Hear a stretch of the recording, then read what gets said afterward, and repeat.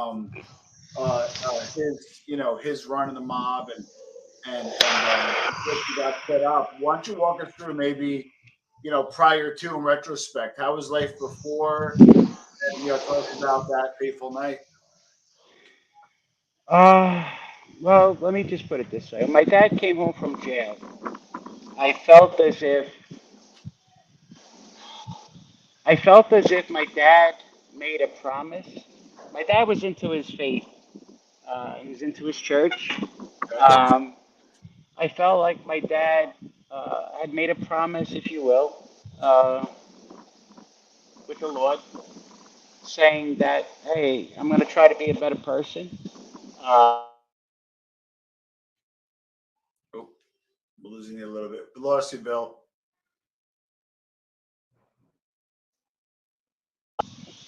I'm Oh, sorry. sorry, it's the weather, bro. No, we're getting hit with a No fucking worries. storm No over worries. here. Jesus. But anyway, so he had gotten into his faith. So when he came home, my dad was a little softer. Um, he had told me that he was going to start insulating himself, Okay. um, that he was only going to accept messages from myself and maybe two or three other guys that were in our close circle. Um, you know, in '97, um, yeah, '97, it was my firstborn's christening. It was when he first had said to me for the first time verbally, um, "Your hat's has been thrown in the ring." And I really didn't know what that meant, to be perfectly honest with you guys, at, at that moment in time. Yeah. Um, but he said, and then he explained to me that my name is going to be passed around to other families. He explained to me that um, if someone knocks you, and that's what it's called a knock. Okay. Um, all that means is that you might have done something wrong or not correct in that life. Um, so they'll put in a bad word against you. Um, so my dad said, I don't see anybody knocking you. And I didn't know if that was because I was just his son or Yeah.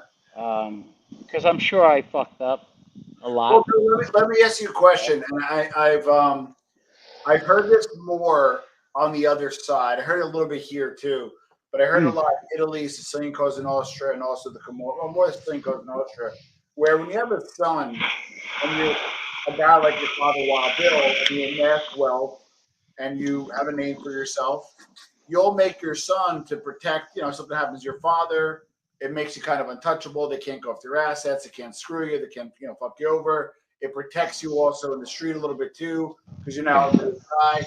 How much of that do you think might have been that kind of old school mentality, like we make Bill to take care of him, versus respectfully being earning it, if that makes sense? Well, it's a great question. I think nepotism in that life is rampant. Oh I yeah, mean, I'm sure I don't have to explain that to you guys. You guys do your research. Um, there were guys that I don't want to name them that I yeah, can think of that definitely weren't cut out for that life. yeah.